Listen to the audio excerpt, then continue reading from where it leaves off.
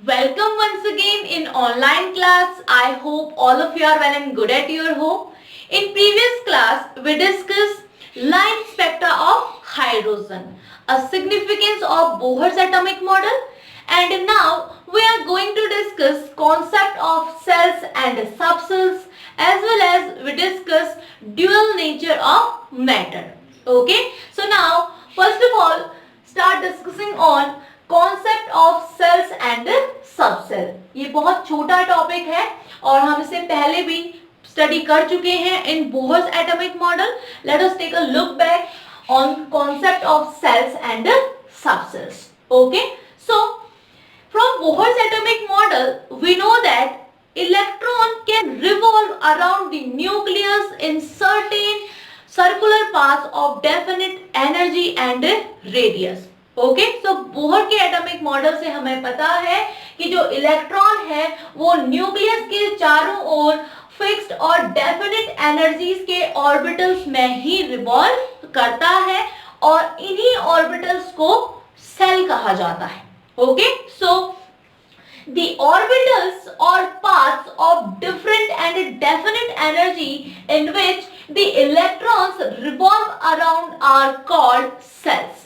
Okay, so जो definite orbitals हैं definite energy के उन्हें जिनमें इलेक्ट्रॉन रिवॉल्व करता है around the nucleus are called shells. उन्हें सेल्स कहा जाएगा जिनमें इलेक्ट्रॉन रिवॉल्व करता है around the nucleus. They have definite energy and definite radius, और इनमें डेफिनेट एनर्जी और डेफिनेट रेडियस भी क्या होगी, डिफरेंट होगी। बाय इंक्रीजिंग ऑर्डर होगा इसमें एनर्जीज का, और इंक्रीजिंग ऑर्डर के टर्म्स में, एनर्जी लेवल के टर्म्स में they are given name KLMN respectively. Okay, so इनको रिप्रेजेंट किया जाता है as KLMN respectively in the increasing order of energy levels.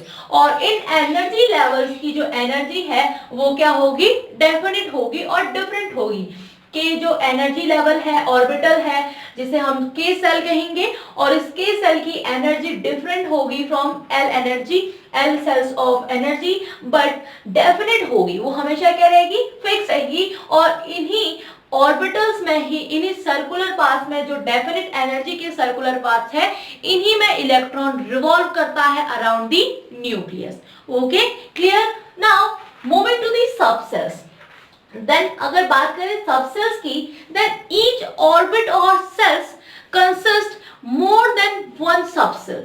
जो एक ऑर्बिटल और सेल है वो कंसिस्ट करता है मोर than one subshell, depending upon the 3D structure of wave function. Three dimensional जो वेव फंक्शन है उसकी थ्री डायमेंशनल अरेंजमेंट पर डिपेंड करता है कि कोई एक ऑर्बिट वो कितने सबसेल्स कंसिस्ट करेगा। वो more than one subshell consist कर सकता है कोई एक ऑर्बिटल, वो डिपेंड करेगा the nature of 3D arrangement of wave functions. Okay, now अगर बात करें सबसेल्स की, then subshells can be represented by SPDF, और सबसेल्स को रिप्रेजेंट किया जाता है SPDF से। अगर बात करें, अगर हम फर्स्ट सेल की बात करें तो फर्स्ट सेल जो हमारा होता है वन वाला जो सेल है, n is equals to 1 and this is S, उसमें जो होता है हमारे पास ओनली S सबसेल्स होता है। अगर बात करें n इज इक्वल्स टू 2 की, then n is equals to 2 shell consist only S and P subcells.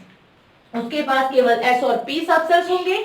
अगर बात करें n/3 की, देन जो 3 वाला सबसेल है वो कंसिस्ट करता है S, P और D सबसेल्स को, and n is equal to 4। ऐसे ही जो अदर हमारे सेल्स होंगे वो डिफरेंट यानी कि मोर देन वन सबसेल्स को कंसिस्ट कर सकते हैं। उसमें एक सबसेल भी हो सकता है और उससे ज्यादा सबसेल भी हो सकते हैं।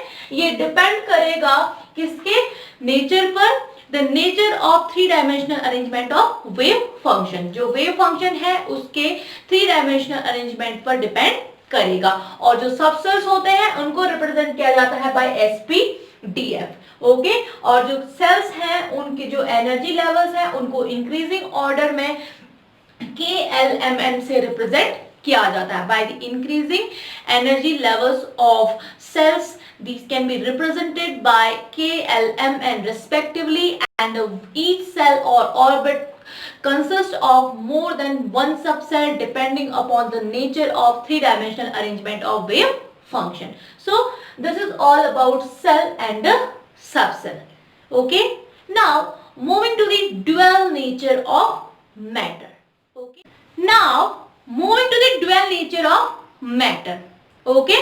So towards quantum mechanical model, in order to overcome the drawbacks of Bohr's atomic model, several attempts were made to develop more suitable and general model of an atom.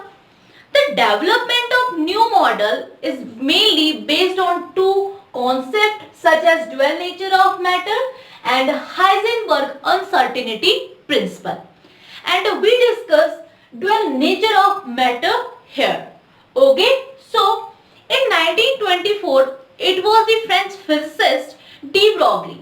He proposed that matter, like radiation, also exhibit dual behavior. It should exhibit particle nature as well as wave-like properties. Okay, so 1924 में French physicist de Broglie ने propose किया कि जो matter है वो radiation की तरह ही ड्यूअल बिहेवियर शो करेगा. It should exhibit particle nature as well as wave like properties. Okay, so like photon, electron can also have momentum as well as wavelength. Okay, so photon की तरह electron में भी क्या होगा, momentum होगा as well as wavelength होगा. And the wavelength associated with the particle is called matter wave. और जो wavelength associate करेगा कोई भी particle उसे कहा जाएगा matter wave और de Broglie wave. Okay? And de Broglie suggested that the wavelength associated with a particle of mass m moving with velocity v can be given by an expression lambda is equals to h over mv. और जो मास m का कोई एक particle है जो एक wavelength lambda associate करता है और मूव कर रहा है with velocity v, then the wavelength associated with the particle is given by lambda is equals to h over mv. Okay, and here h is Planck constant. h is Planck constant. its value is 6.26 into 10 power minus 34 joule second. So lambda is equals to h over p. As we know that momentum p is equals to mass into velocity. Okay, so lambda is equals to h over p. This is called de Broglie's equation. De Broglie's equation.